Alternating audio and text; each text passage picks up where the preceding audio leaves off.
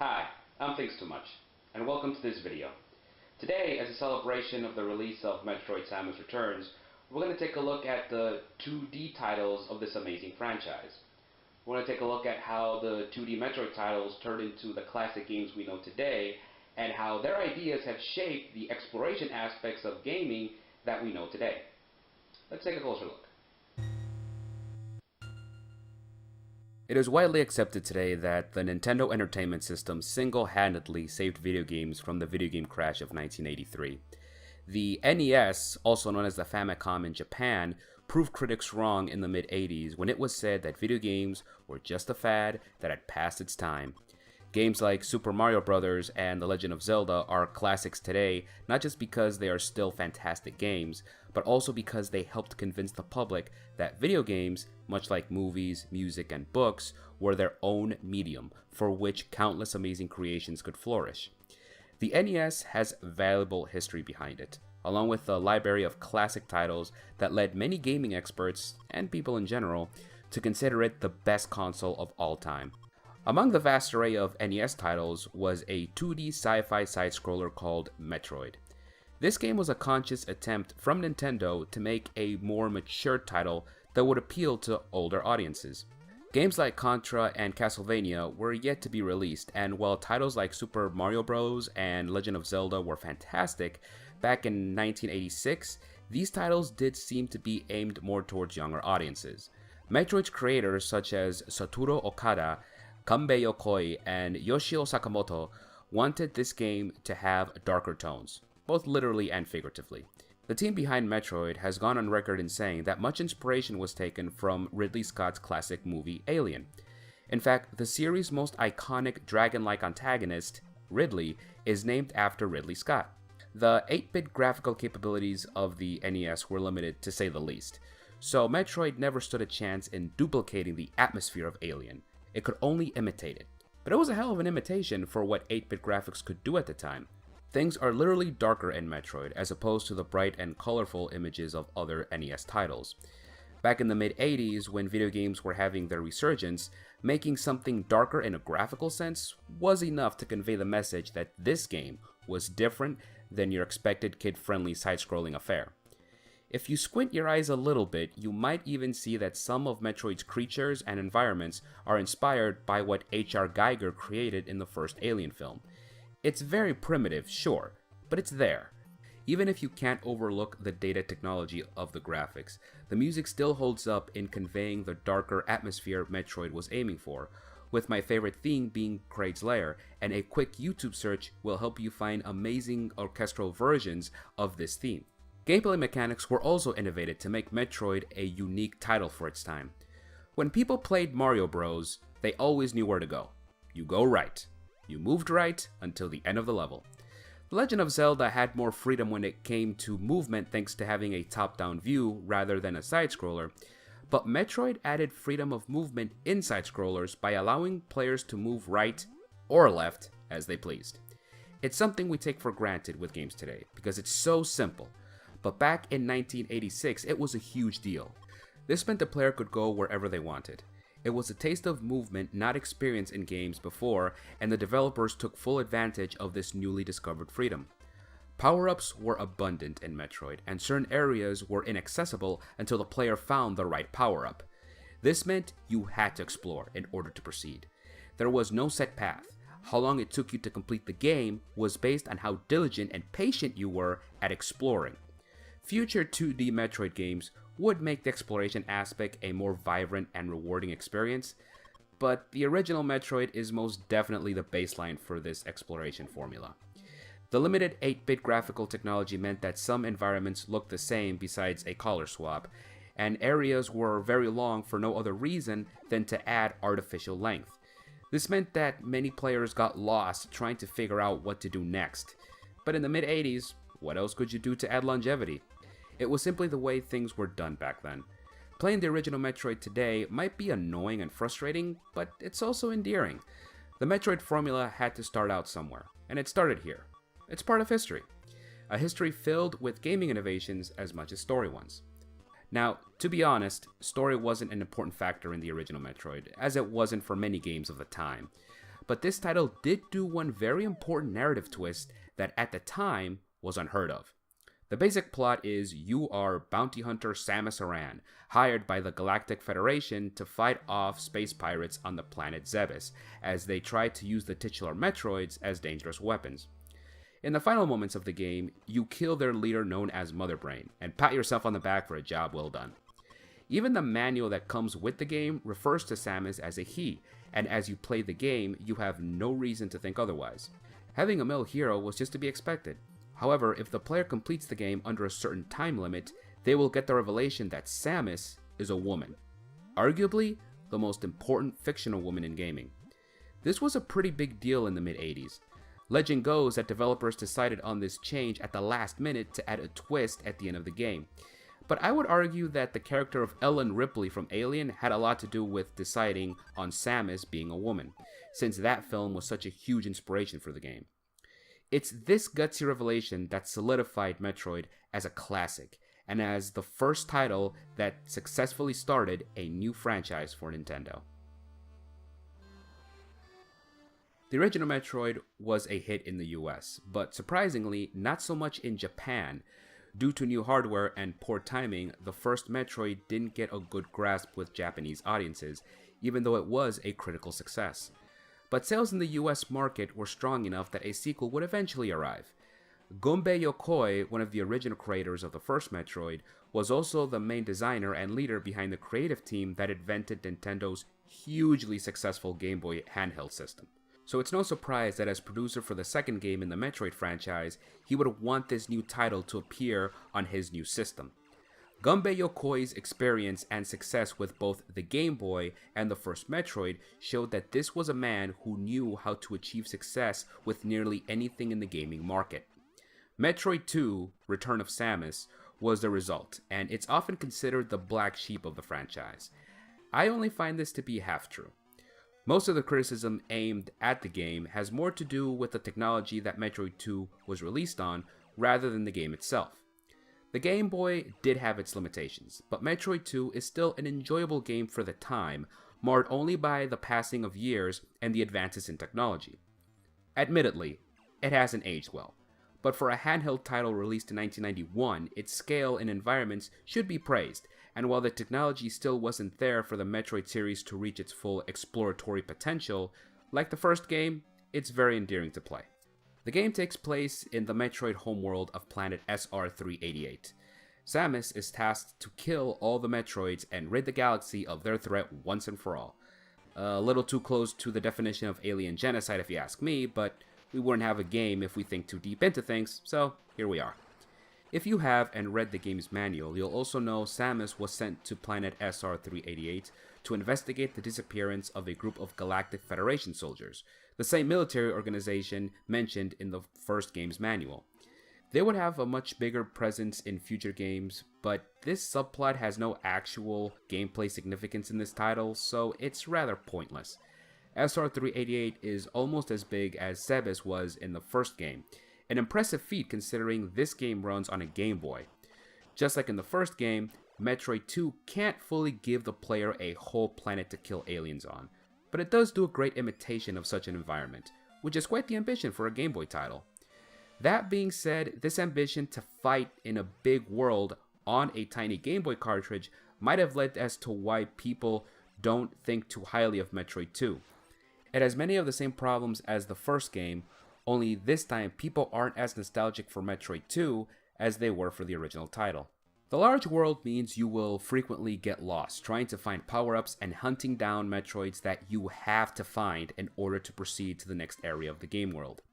At this point in the franchise, you still don't have a map option, and finding that last Metroid or power-up on a tiny Game Boy screen in order to move forward is an exercise in frustration. But it also reminds you how these games used to be played. Today, things like Nintendo Power and strategy guides are pretty much obsolete thanks to the internet, but many people have fond memories of completing the first two Metroid titles while looking over strategy guides. SR-388 might not be anything special even back when the game was released, but it's good enough at creating a sense of place for an early 90s handheld title. The Game Boy was only slightly more powerful than the NES, So Metroid 2 had to use a few tricks to inform the player about gameplay mechanics and progression. One of those tricks is copied from the first game, which is the use of music when entering new areas. The music isn't as memorable as the first game, but it does its job in assisting players by letting them know they're making progress. Areas might look the same after some time playing, but there are nice little touches here and there to make SR388 feel alive. My favorite is discovering that Metroids are evolving into more powerful versions of themselves when you find shells of their previous forms scattered all over the world. There is also enough detail in this game to give the Metroid franchise a clear identity. Samus herself helps a lot in this aspect.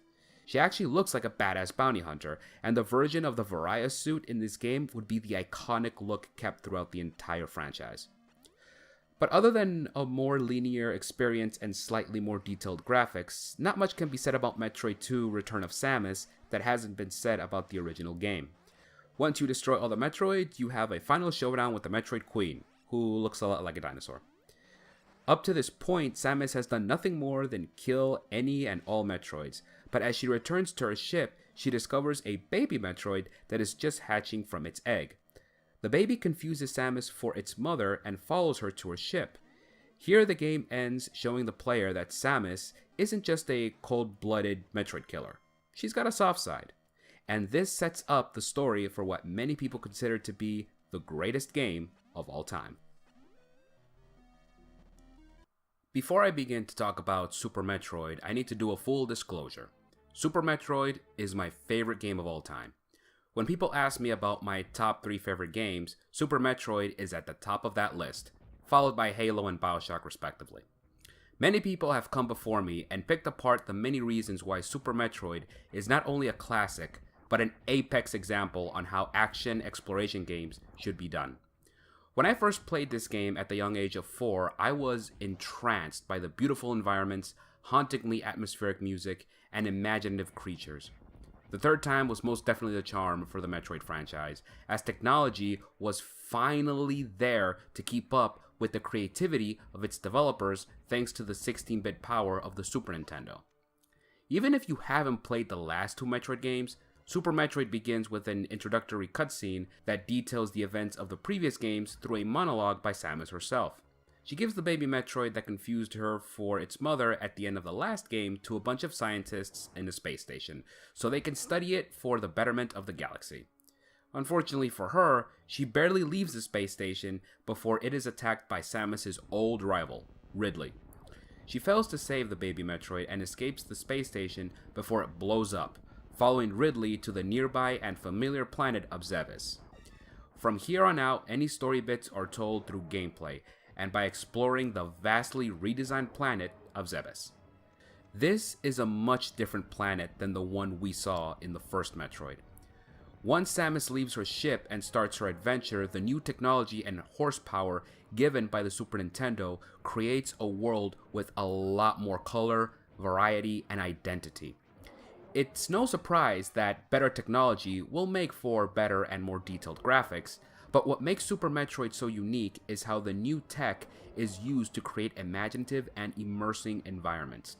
There are no levels in Super Metroid. Just like in the first 2 games, you explore sections of the game world until you find power-ups that allow you to progress further. It's the tried and true formula of the Metroid franchise, only this time everything is bigger, better, and pretty much perfected to a T.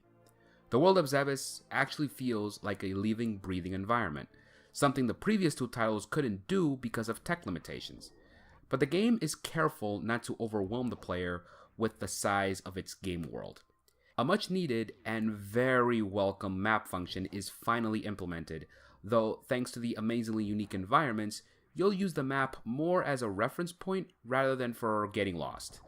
From sections of the game world filled with plant fauna, to a wrecked ship, and even a section almost completely submerged underwater, there is no shortage of different environments here. But environments are nothing if you don't do anything with them.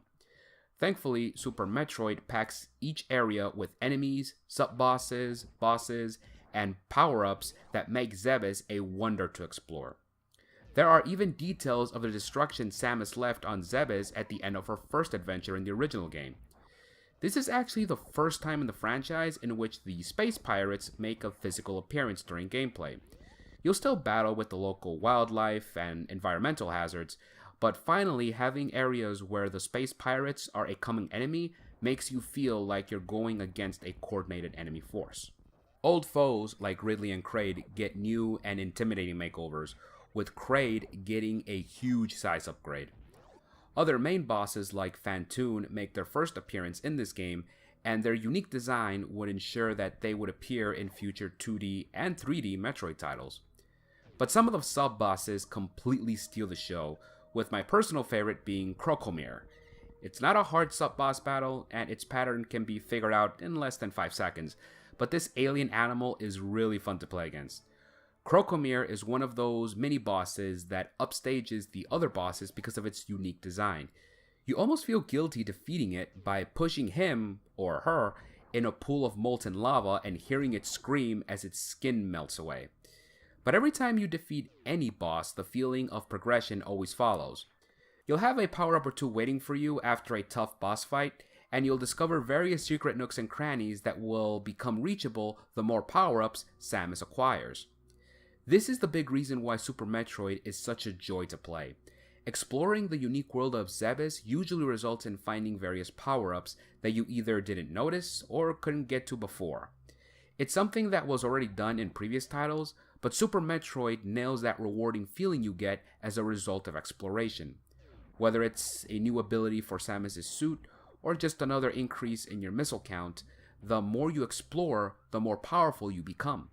This was my first introduction to the concept of rewarding curiosity, and as a kid, I ate it up, losing myself in the world of Zebes. Now as an adult, I appreciate the stories the environments in Super Metroid tell. For example, not every creature in Zebes wants to kill you. There are a few instances where the native wildlife will teach Samus new abilities that can be extremely useful if the player knows how to use them right.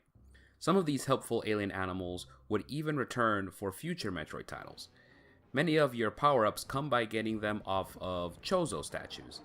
The Chozo are the race of bird-like beings that anyone who has read the Metroid manga knows as the race that adopted Samus and trained her to be the warrior she is today. Up until this point in the Metroid series, they have only been mentioned in the game's manuals. The Chozo are still not mentioned during gameplay in Super Metroid, but I was always intrigued as a kid as to why many of the power-ups, especially the ones needed for progression, were held by their statues. These statues were in the original game, but the power of the Super Nintendo made the greater detail in their design stand out to me a lot more. If you've read any of the Metroid lore like I have, you know the Chozo used to live on various planets, Zebes being one of them. Unfortunately, even though they were a peaceful race, they had to leave their planets for mysterious reasons that still aren't answered in the Metroid franchise. Their importance in the Metroid story would soon come, but in Super Metroid they are still just the statues that give you vital upgrades needed in the game to progress. And let's not forget the baby Metroid, making its return at the end of the game as a huge Metroid thanks to its sucking the life out of anything it sees. Its reintroduction is done flawlessly, as you enter a room with enemy husks that turn into dust once you touch them.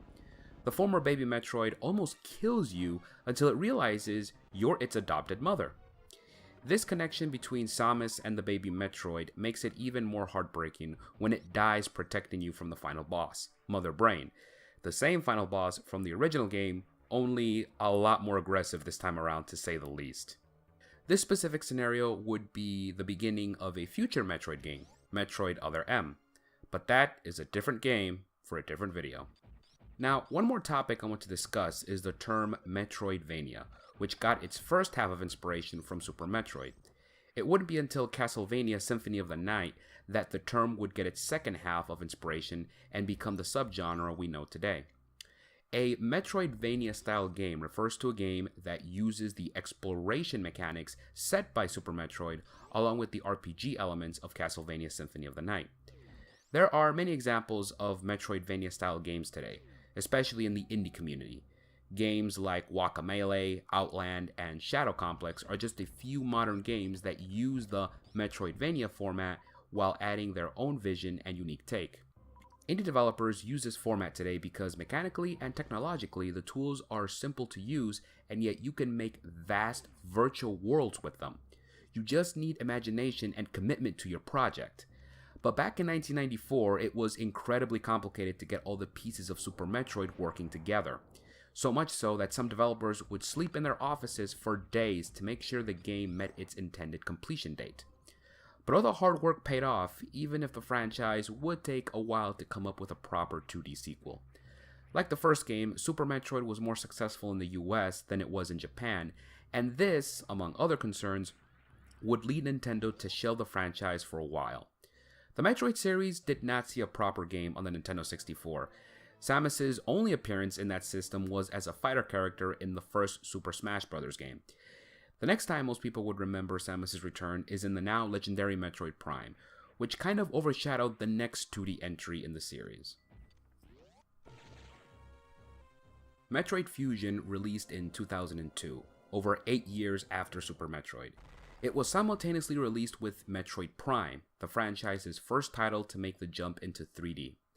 Metroid Prime would follow in the footsteps of other Nintendo titles such as Super Mario 64 and The Legend of Zelda Ocarina of Time as the first full 3D title in their franchises that quickly became classics and the killer app for the GameCube. It came completely out of nowhere. Many Metroid fans did not expect the Metroid formula to make such a seamless and perfect transition into beautiful and detailed 3D. This was fantastic news for the Nintendo GameCube, since it really needed a title that stood out amongst the Halos and Metal Gears of other consoles at the time. Needless to say, Metroid Prime sold like hotcakes. However, this had an unintended consequence for Metroid Fusion. Since Metroid Prime stole most of the spotlight, people talked more about the innovations brought forth by Metroid Prime, and not the few but very important risks Metroid Fusion made for the 2D side of the franchise. The two titles did complement each other, and you could even unlock secrets for each game if you connected the GameCube and Game Boy Advance together. But Metroid Fusion still deserves more credit for the risks it took in advancing and streamlining the original 2D Metroid formula. The story begins a few months after the events of Super Metroid. Even before you start the game, the title screen shows a cutscene in which Samus' ship from the previous game crashes into an asteroid belt. When you start the game proper, the introductory cutscene shows Samus Aran returning to the world of SR-388, now completely empty of Metroids since you killed them all in Metroid II. You lead an expedition team to explore the planet, but are soon attacked and infected by a mysterious parasite simply called the X. As the parasite grows in Samus's body, she loses conscience while flying her ship, and now the cutscene at the title screen makes a lot more sense. She is rescued thanks to an escape pod, but now the X grows inside her, and she is given a very small chance to survive. Even parts of her suit had to be surgically removed due to the infection, giving her suit the new bluish color. Thankfully, scientists come up with a vaccine using the DNA of the baby Metroid from the second and third game. Turns out the Metroids were the natural predators of the X parasites, but since they're all gone thanks to Samus's actions in previous titles, the X have been able to reproduce without the worry of predation. The X are basically the alien life form from John Carpenter's classic horror film The Thing. They can mimic any life form perfectly and even observe the memories and knowledge of the life forms they kill and replicate. The X can even observe computer and electrical data, somehow. So after Samus is saved by the vaccine, she is sent to the Galactic Federation's Biological Lab Station, BLS for short, which is a scientific place of work with various artificial environments. The entire game takes place in the Biological Lab Station. The X have pretty much ransacked the entire station, killing nearly all living things and replacing them.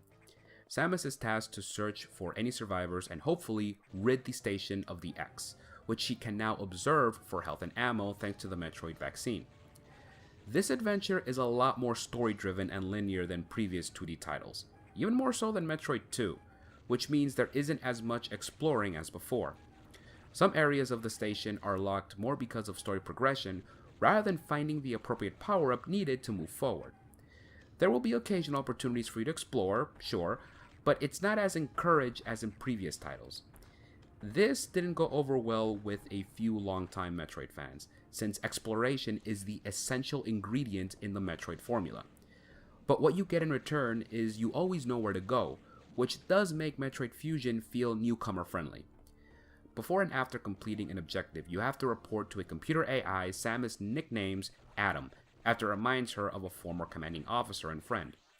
Samus's interactions with this computer give some backstory about her character and history. Before Metroid Other M came out, the history behind Samus's character that people got through Metroid Fusion was that at one point she was part of a larger group, possibly the Galactic Federation, but she left because of her preference to work alone. However, she still shows respect and genuine friendship for the people she used to work with, and in Fusion, the story was broad enough to leave the necessary questions unanswered, yet narrow enough to make Samus a more relatable character to the player. But this is a Game Boy Advance game, so story threads are kept simple. Even the so-called twist at the end of the game is something easily digestible for newcomers and seasoned players alike.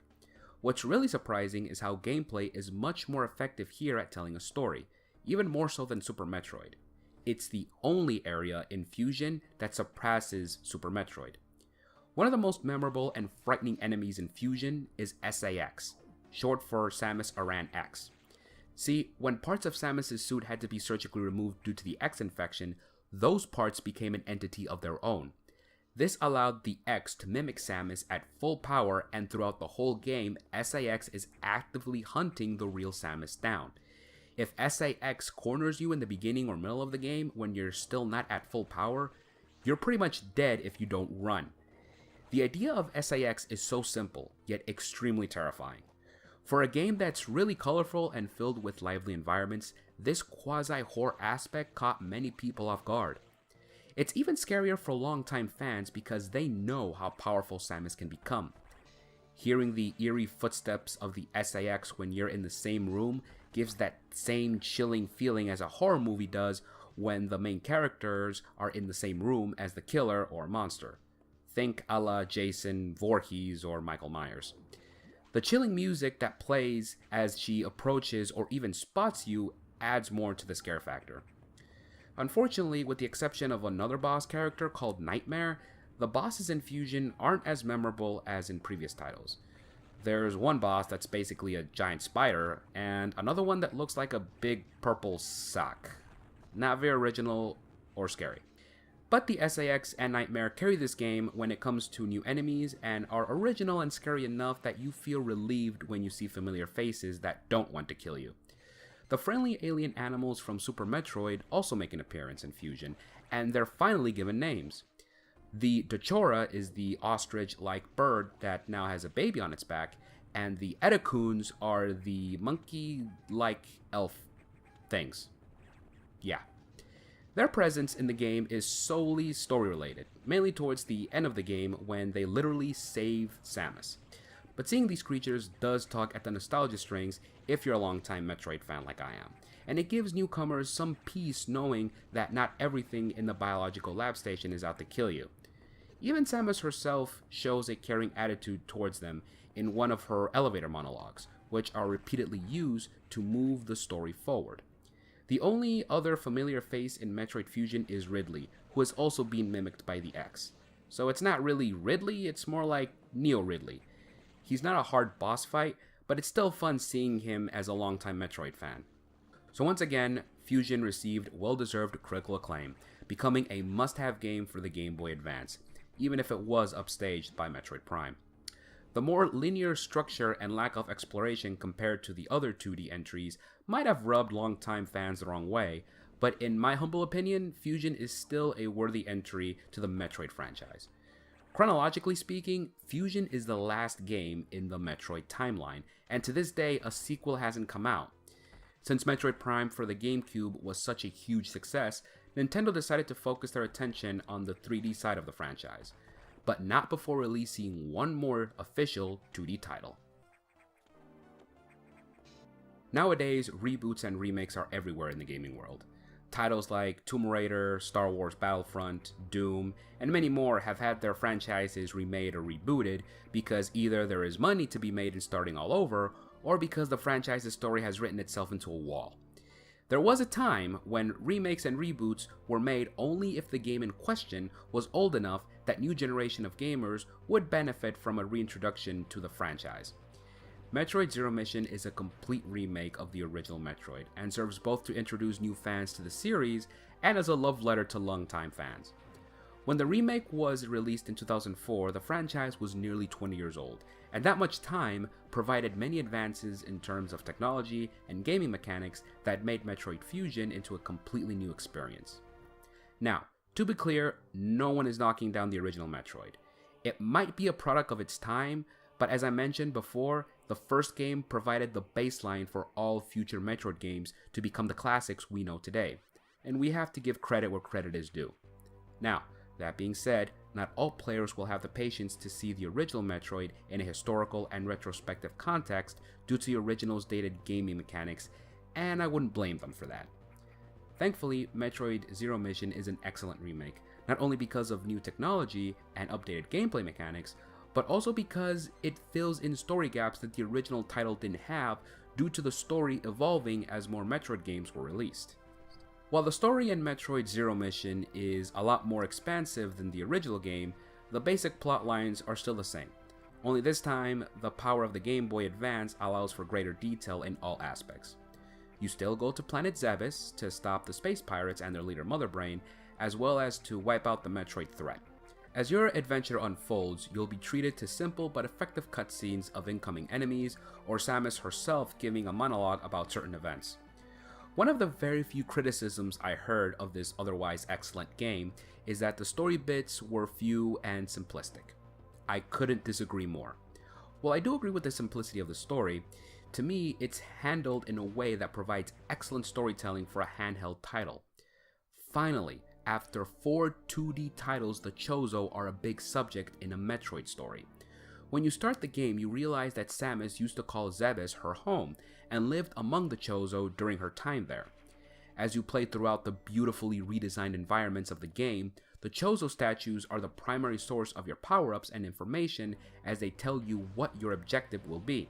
The exploration in Zero Mission is a combination of Super Metroid and Metroid Fusion. You'll always know where to go, but getting there is up to you. It's not as linear as the last game, but it's not as exploratory as Super Metroid. It finds a perfect balance between these two games. As you progress, small story bits become really effective in showing how the Chozo made Samus into the warrior she is now. There's even a heartwarming image of an old Chozo leader teaching a young Samus about Chozo culture. A great example of a picture being worth 1,000 words. People will say that a Chozo storyline has been done better in Metroid Prime, and while I agree, for a 2D handheld game, Zero Mission does an admirable job showing the family-like relationship Samus had with the Chozo without the advantage of graphically advanced 3D. It's no surprise that, technologically speaking, Metroid Zero Mission completely trumps the original. What will come as great appreciation, especially for longtime fans, is that every environment in the original game has been beautifully redesigned. Criteria, Norfair, Kraid's Lair, and even Torian have gotten beautiful facelifts. But it doesn't stop there, as the music has also been updated from the original, giving it a more orchestral touch. The game is also fast-paced, something I found to be very fun. One of the things I personally don't get as a gamer are speedruns. I like to take my time with games and enjoy looking through every nook and cranny for new discoveries. It's one of the various reasons why I love the Metroid franchise. However, while you can definitely take your time with Zero Mission, I equally enjoyed trying to beat it as fast as I could. As of right now, it's the only game I have legitimately sped run, and it gave me a better understanding of why speedrunners do their thing. I'm not saying I'll speedrun other games, but you know, I get it. Hell, even the quasi-stealth portion of the game is fast-paced. One of the genuinely new things about Zero Mission is a new section of the world called Chozodia. It's a corny name for a very imaginative environment. Once you defeat Mother Brain, you attempt to escape just like in the first game, only this time your ship is shot down and your escape is foiled, losing your power suit in the process.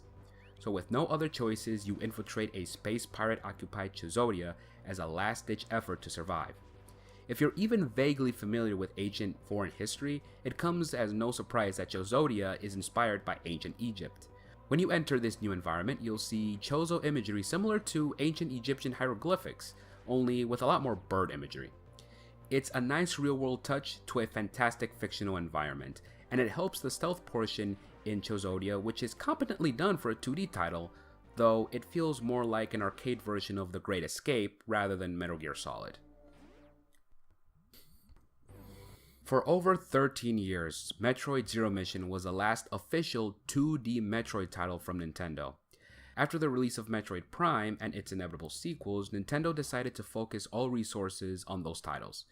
They can't really be blamed for that, since those games have also advanced the franchise in bold and exciting new directions, but the lack of 2D titles to further the Metroid story is still a bummer for Metroid fans, who have had to wait a long time for a new and proper 2D Metroid game.